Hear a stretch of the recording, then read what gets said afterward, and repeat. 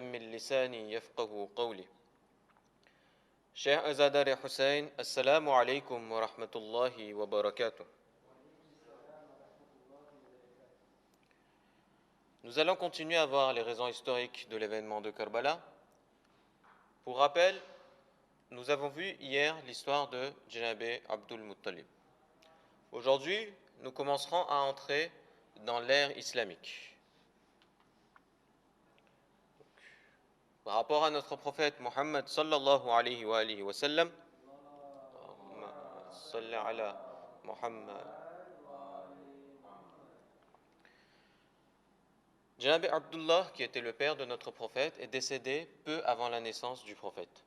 De ce fait, notre prophète a tout d'abord été élevé par sa mère, Janabé Amina bint Wahab, qui décéda quelques années plus tard également. Par la suite, notre prophète était sous la tutelle de son grand-père, Janabé Abdul Muttalib alayhi salam. À son décès, il rassembla tous ses fils. À ce moment-là, il demanda à notre prophète, qui était encore enfant à ce moment, de choisir son nouveau tuteur. Notre prophète choisit Janabé Abu Talib alayhi salam. Comme je l'ai dit hier, à cause de la pauvreté, les Bani Hashim ne purent pas continuer à prendre en charge les responsabilités de nourrir et donner à boire aux pèlerins. Malgré cela, Janabé Abu Talib alayhi salam garda un statut très important parmi les Quraysh. Une partie des Quraysh se réjouirent de prendre les responsabilités des Bani Hashim. Ils considéraient cela comme une victoire par rapport à leur animosité, par rapport à leur jalousie et par rapport à leur avidité de pouvoir. Malgré tout cela, les Hashimites restèrent un clan très important parmi les Quraysh et ils étaient également considérés comme des gens très braves. Aujourd'hui, avant de continuer dans l'ère islamique, je vais vous parler de certains ennemis de l'islam que nous allons apprendre à connaître. On va voir le mal qu'ils ont fait et cela nous servira également pour continuer sur notre récit. Donc commençons par Abu Jahl. De son vrai nom Amr, il fut de la tribu des Bani Makhzoum, qui était une des tribus des Quraysh également. À la mort de Walid bin Mughira, c'est Abu Jahl qui devint le chef de cette tribu. Sa particularité, c'est qu'il a accédé au Darun Nadwa à 30 ans, alors que l'une des conditions du Darun Nadwa était d'avoir 40 ans. Pour lui, nous allons encore voir là l'animosité envers les Bani Hashim, malheureusement. Il considérait que le message de l'islam était un plan des Hashimites pour reprendre le dessus parmi les Quraysh. Donc, à travers cette haine aveugle et cette avidité de pouvoir et le fait de vouloir garder sa position, il continua à refuser l'islam et il combattit même l'islam, à tel point qu'il essaya d'exclure les Bani Hashim des Quraysh, mais il ne parvint pas à ses fins. Un autre des ennemis de l'islam, Abu Lahab, qui était l'oncle de notre saint prophète sallallahu alayhi wa sallam,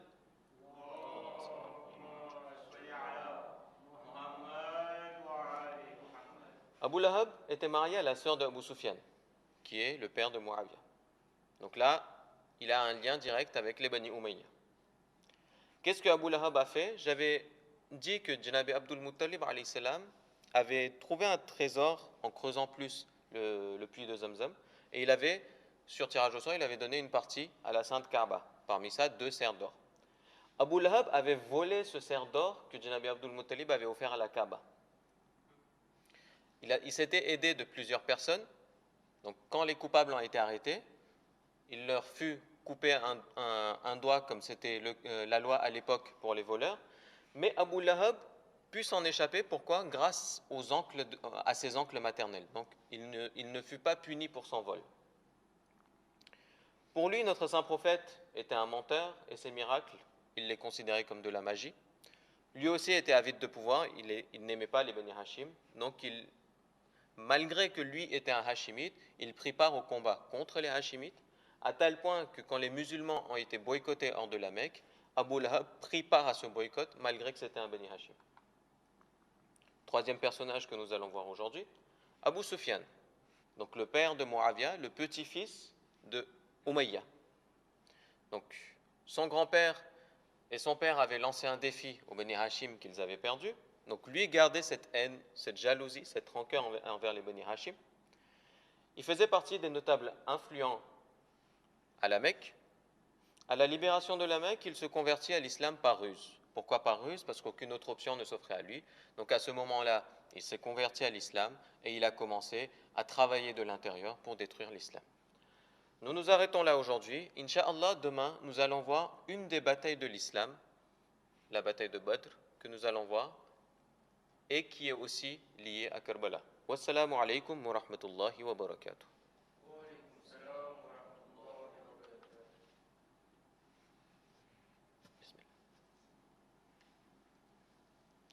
بر حبیب خدا خاتم الانبیاء بآواز بلند صلوات.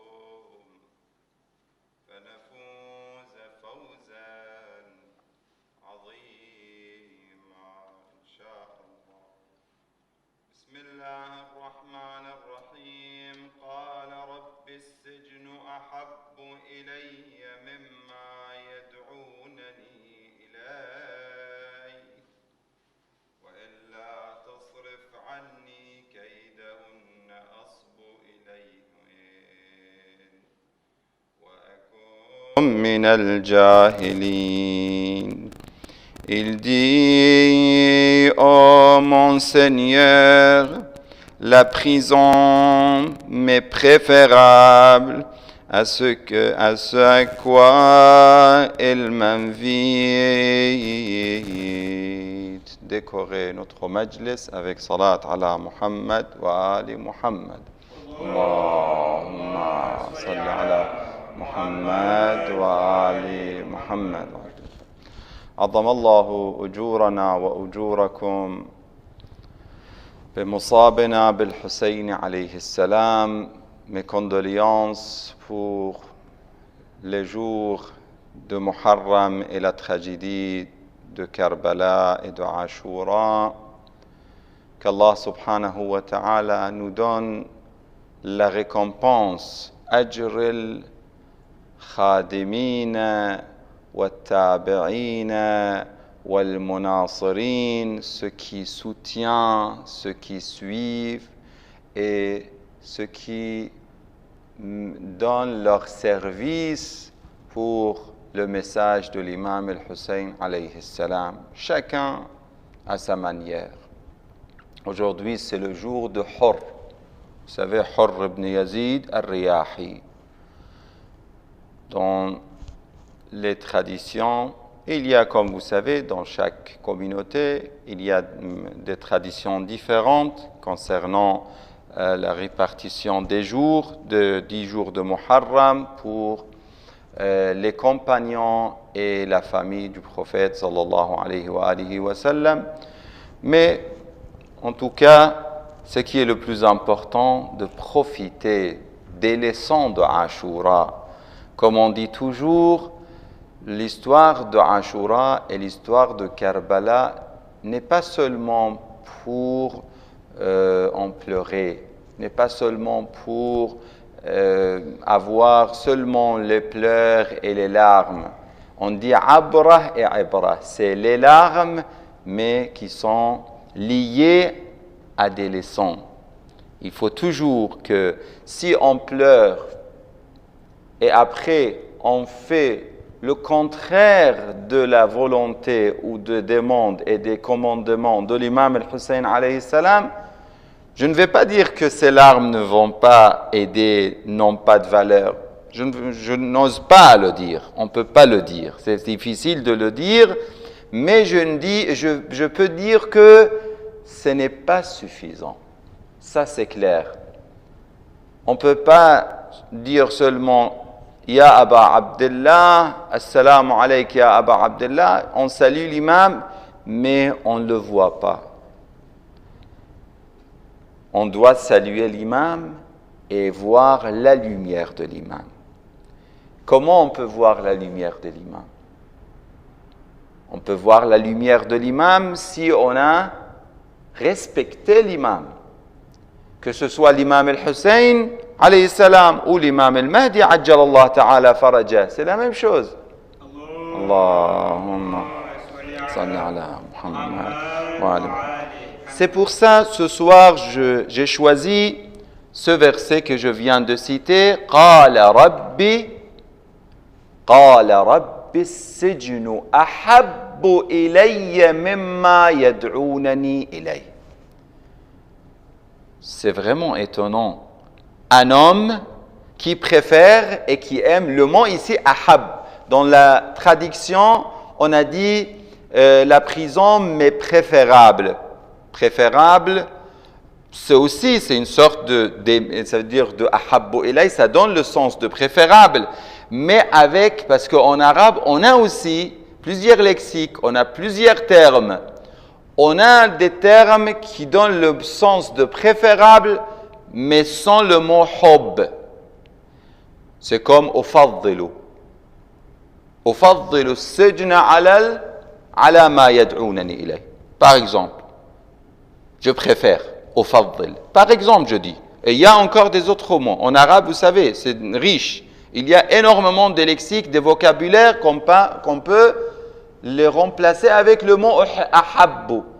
Mais ce qui est étonnant ici, que l'imam, le Nabiyullah Yusuf alayhi salam, Joseph, Nabiyullah Yusuf, qu'est-ce qu'il dit? Il dit ahabbu ilayya. Oh Allah, oh mon Seigneur, la prison, pour moi, ahab, j'utilise le mot ahab ici directement, préférable, mais avec aussi j'aime, ça veut dire c'est une sorte d'aimer. Vous allez dire, est-ce que c'est possible? L'être humain, normalement, dans cette vie, n'aime pas la prison, n'aime pas être prisonnier. Et ici, ça me donne l'occasion d'ouvrir une question, de poser cette question ou d'évoquer cette question importante, la question de liberté. L'être humain, dans sa nature, il aime la liberté. C'est dans la nature innée de chaque personne qu'on aime la liberté. Ça, c'est clair. Personne n'aime la prison. Principalement. Nabiyullah Yusuf, alayhi salam, si ce n'était pas des difficultés ou des contextes spécifiques, il n'aurait pas dit que « Ahabbu ilayya » je préfère et j'aime la prison. Mais dans certains contextes, pour lui, il aime la prison. Pareil dans l'histoire des imams alayhimus salam. Parmi eux, l'imam Musa al-Kadhim, salawatullah wa salamuhu alayhi. Allahumma salli ala Muhammad wa ala Muhammad. l'imam Moussa al-Kadhim, il dit, quand il était dans la prison de Haroun, alayhi la'natullah, il était dans la prison, il faisait l'invocation, il disait, mon Seigneur, je te remercie, car je t'avais demandé de me donner l'occasion d'être complètement consacré mon temps et ma vie dans ton adoration. Et tu m'as donné cette occasion dans la prison ici. Je te remercie. Pas seulement avec le mot hamd, mais avec le mot de hamd et de shukr. Si l'occasion permet, on peut après parler de la question de shukr et de hamd.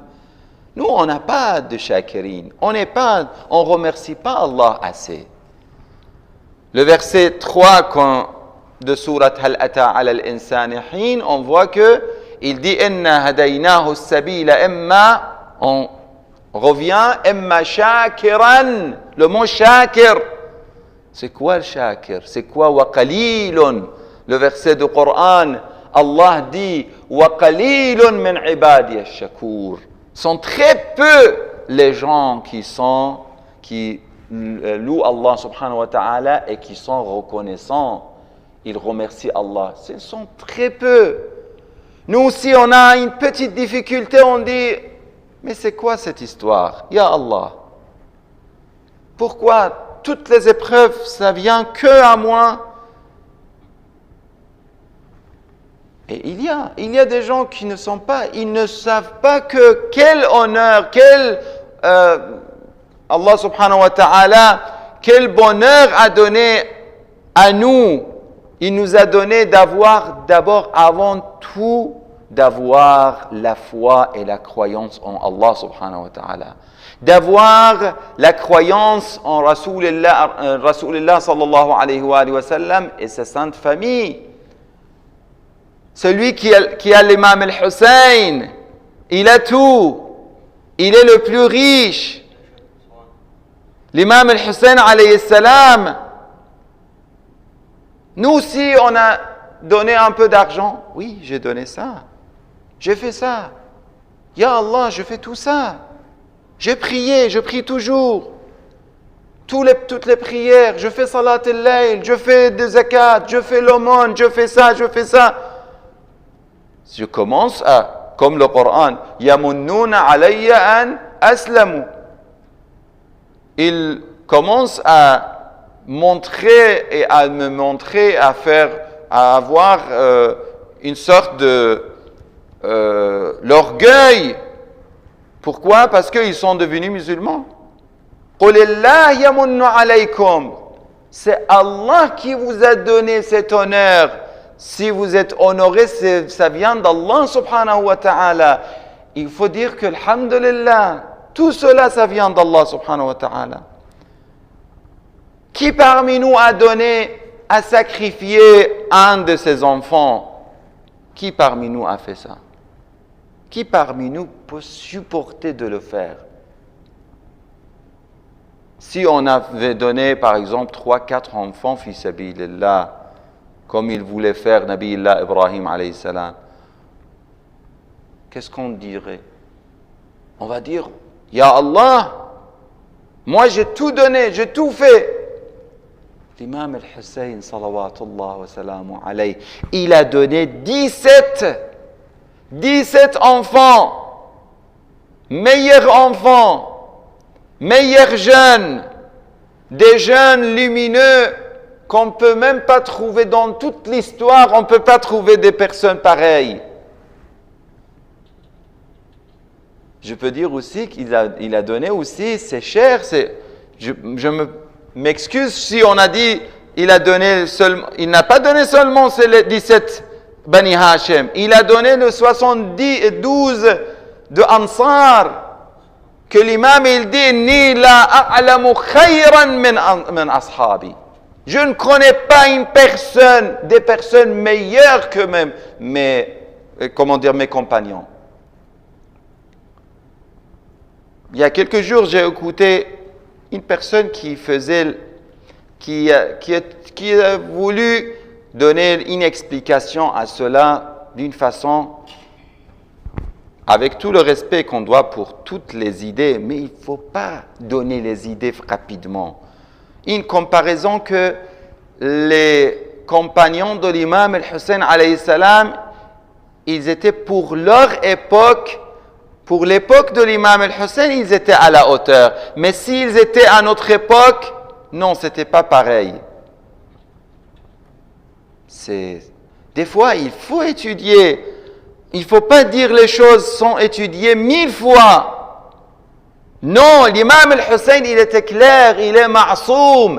Il dit « Inni la a'lamu » je ne connais pas. L'imam al-Hussein, il connaît ou il ne connaît pas?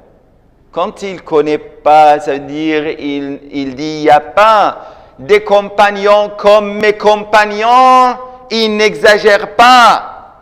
Ils sont les meilleurs. » Pourquoi? À l'époque de l'imam al-Hussein, il n'y avait pas les épreuves d'aujourd'hui. Il n'y avait pas les épreuves de pouvoir et de l'argent et de dunya et des femmes et de luxe. Il n'y avait pas? Si, il y avait. N'est-ce pas? Il y avait. Si ce n'était pas plus qu'aujourd'hui, ce n'était pas moins. Parce que chaque époque a ses luxes. Chaque époque a ses shaitans et ses démons et ses satans. Ça existe toujours. C'est pour ça que Omar ibn Saad, il était parmi les gens qui ont vu la lumière. Oh, je peux pas dire, il n'a pas vu la lumière. Lui, il a vu le visage. Parce qu'il ne peut pas, c'est lui qui voit la lumière de Rasulullah, il sera toujours illuminé par Rasulullah et par sa lumière. Mais il a vécu les jours de Rasulullah sallallahu alayhi wa sallam. Il a vu avec ses propres yeux comment Rasulullah sallallahu alayhi wa sallam prenait l'imam al-Hassan et l'imam al-Hussein dans ses bras. Il les embrassait, il les mettait sur son dos. Il voyait tout cela.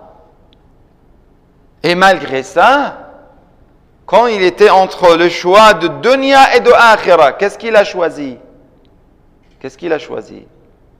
Il a choisi le dunya. Il était prisonnier. On répète, ici on revient à notre terme prison, être prisonnier ou être libre. On choisit lequel? Et lui, il a pensé il a choisi, et même il a dit des poésies, il a fait des poésies de honte. Ce n'est pas des poésies, c'est de la honte. Il a dit que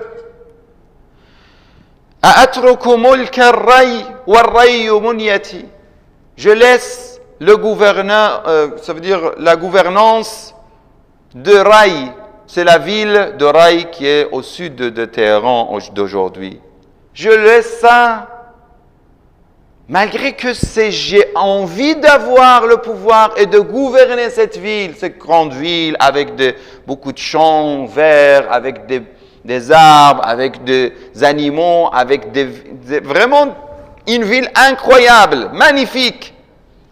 Je laisse tout cela, on peut dire un paradis sur la terre pour lui. Mais il était prisonnier, comme le verset du Coran dit, quand on est alourdi par la terre, ça veut dire on est collé à la terre. On est collé à la terre. La personne, le problème de l'être humain, c'est d'être collé, attaché, accroché à la terre et d'oublier le ciel, d'oublier la lumière. C'était le cas de Omar ibn Saad. Et c'était une épreuve difficile. Il est tombé dans le piège de Shaitan. Il a dit oui, ils disent qu'il y a. Vous voyez comment il ose à dire ça? Comme tous les mécréants. C'est ça la différence entre le mot « imma shakiran wa imma kafura ». Ici, kafura, ce n'est pas seulement les mécréants. Dans la traduction, on met un gras. Mais celui qui est... Parce que kafar, on a plusieurs sortes de kufr. La mécréance, ce n'est pas seulement de ne pas dire que... De dire que si on dit « je suis musulman », c'est fini. Et vous savez que l'hypocrisie, c'est pire que la mécréance. Dans la sourate hypocrite, le munafiqun, Regardez, lisez, vous connaissez la sourate. Peut-être vous avez appris par cœur. Cette sourate qui parle de munafiqin. Munafiqin, ils ne sont pas moi. Ils sont pires que les mécréants. Mais en vérité, ils sont tous pareils parce qu'ils n'ont pas cru. Ils n'ont pas cru à la croyance en Allah subhanahu wa ta'ala. Kafir, c'est quoi le kafir? De cacher quelque chose. Le mot kufr, c'est de cacher quelque chose. On dit par exemple, les paysans ont caché des graines dans la terre. Qu'est-ce qu'on dit ça en arabe? Kafara al-habbatan fil ard. Kafara habbatan fil ard. Il a caché, il a mis. On ne va pas dire à un paysan kafir. On ne va pas dire ça en arabe. Mais le mot kafara, ça vient de cacher quelque chose. Et c'est ça.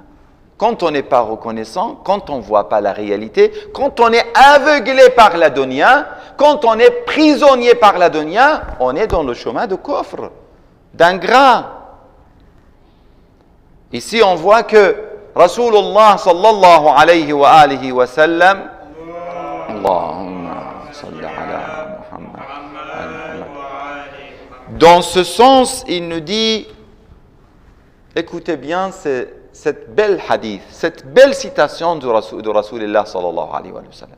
Il dit, Al-dunya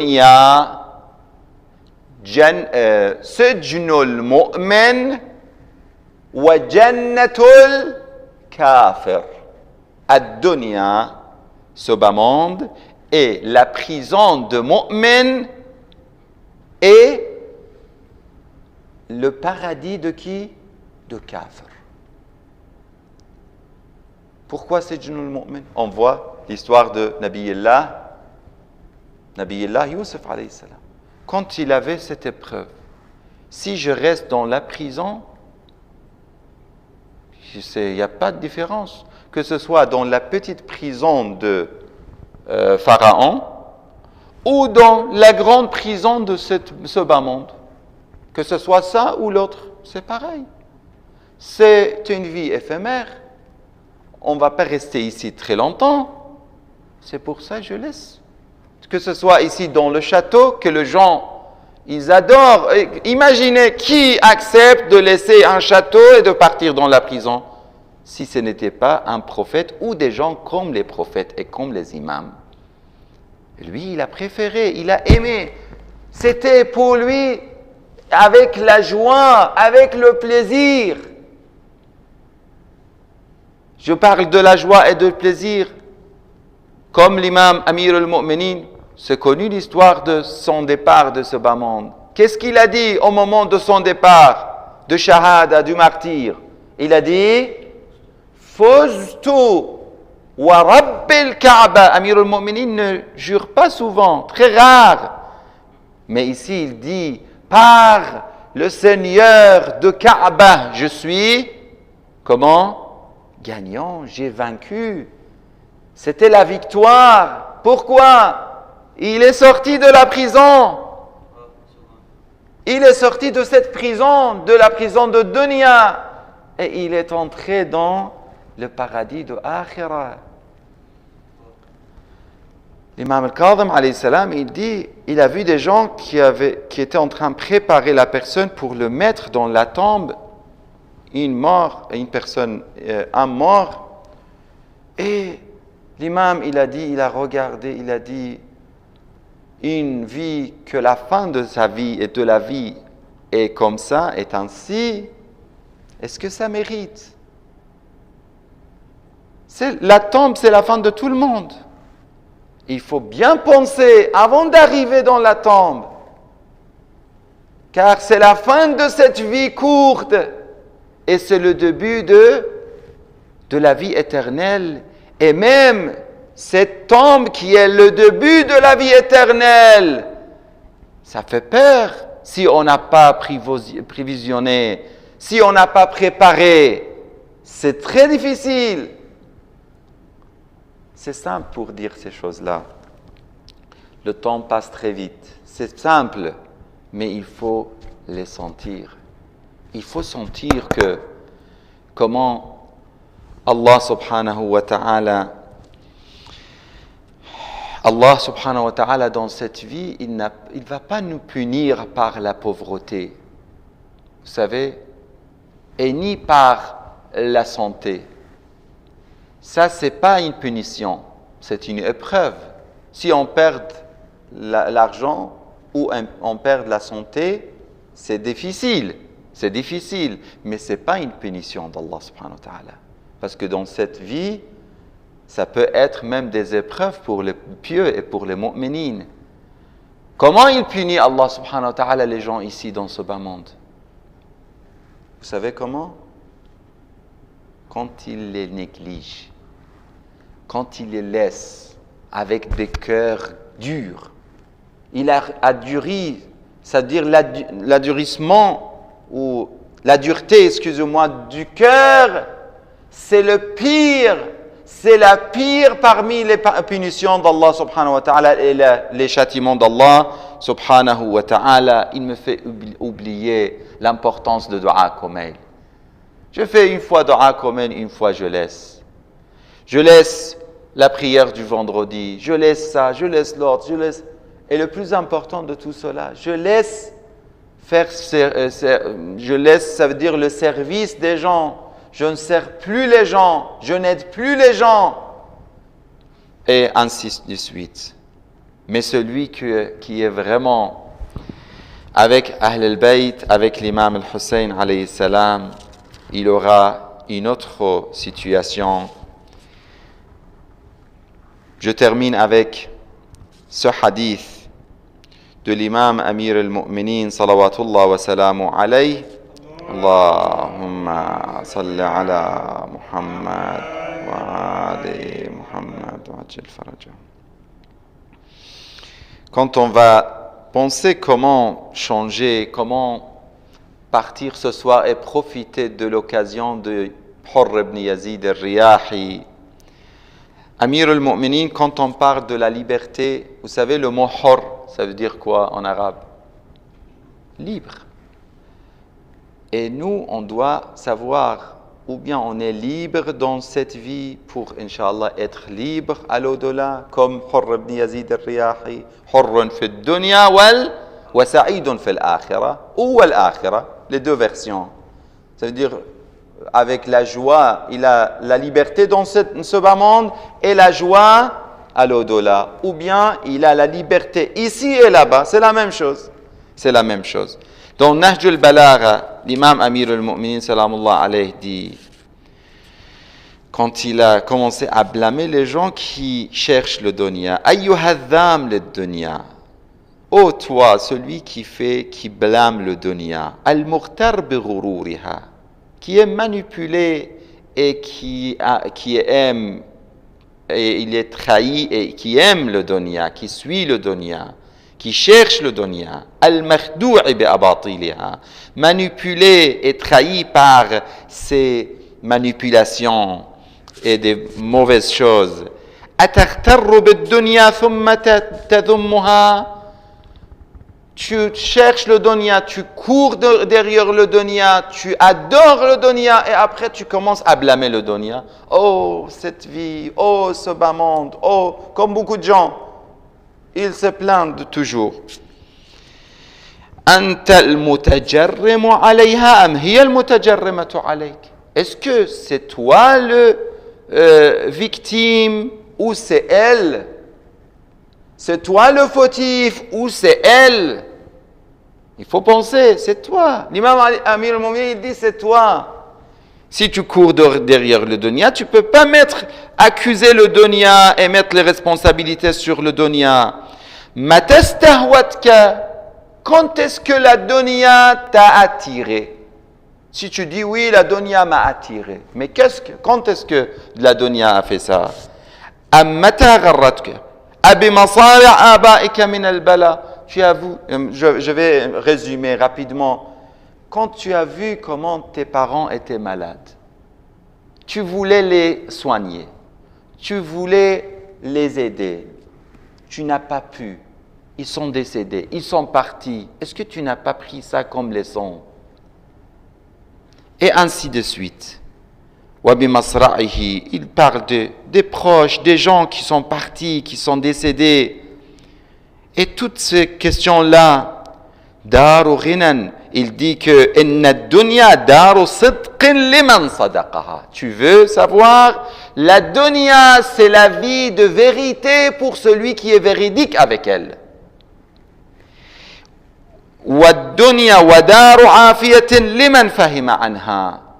Et c'est la vie de afiya, de guérison, pour celui que fahima anha, qui a compris ce qui est dunya. Wa daru ghinan liman tazawwada minha. C'est le foyer ou le lieu de la richesse pour celui qui sait comment prendre ses richesses de cette dunya, les vraies richesses. Wa daru maw'idatin, et la dar est la maison de maw'ida, de leçon pour celui qui prend des leçons. Masjidu ahabba illah, le lieu de la prière pour les amoureux d'Allah. Wa musalla malaikatillah, lieu de la prière de malaika des anges. Wa mahbit wahyillah, jusqu'à la fin de cette parole. Venons ce soir à Karbala. Il nous reste combien de temps? Il nous reste un peu de temps. Oui.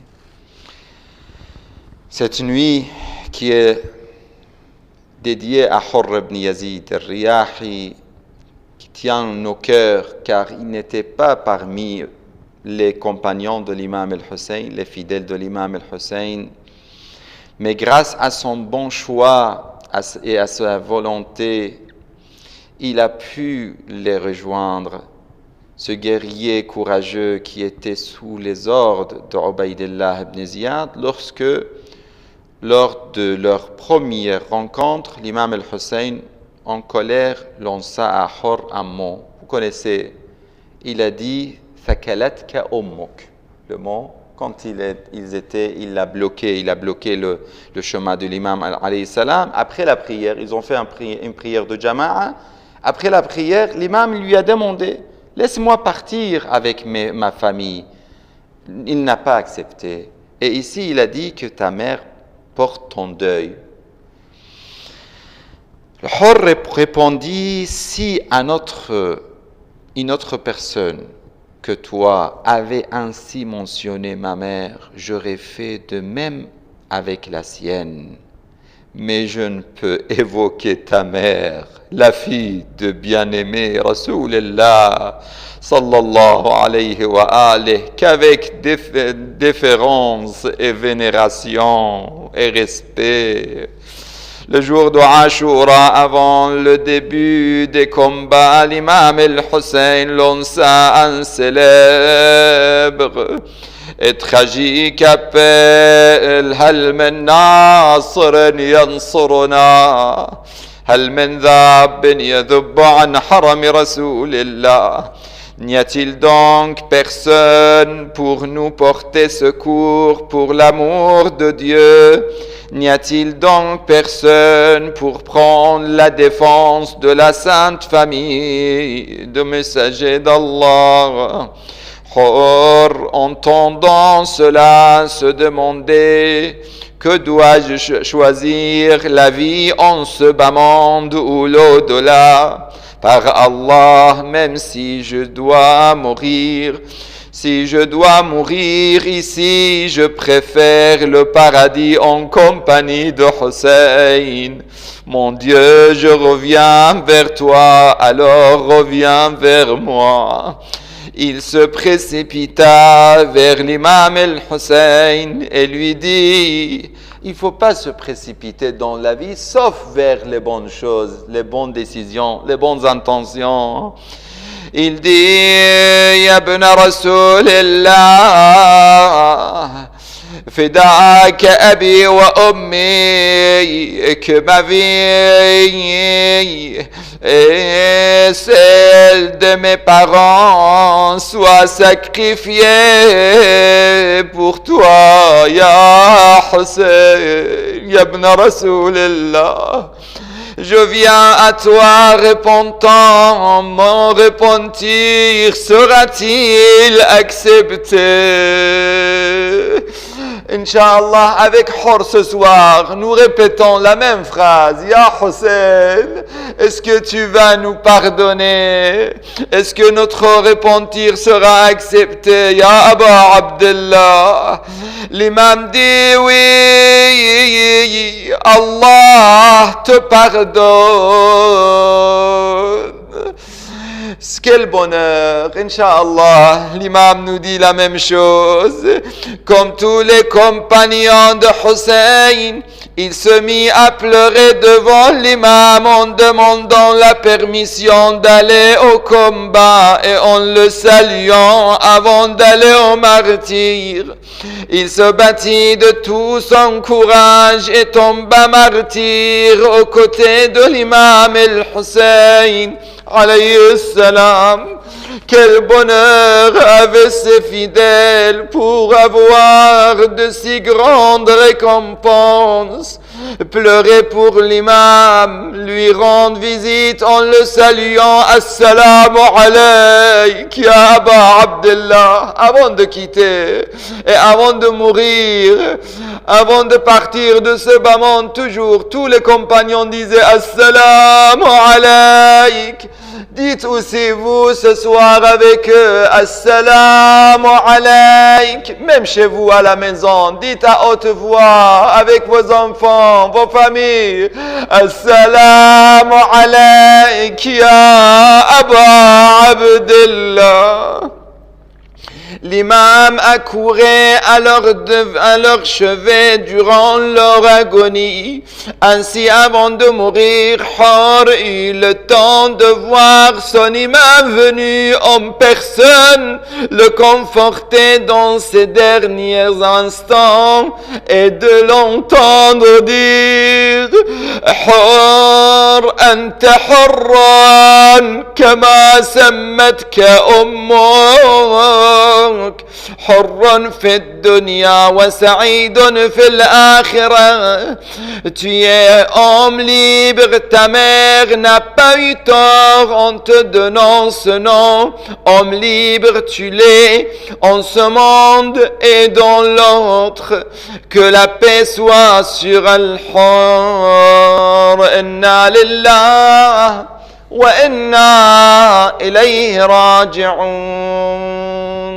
صلوات على محمد وآل محمد اللهم صل على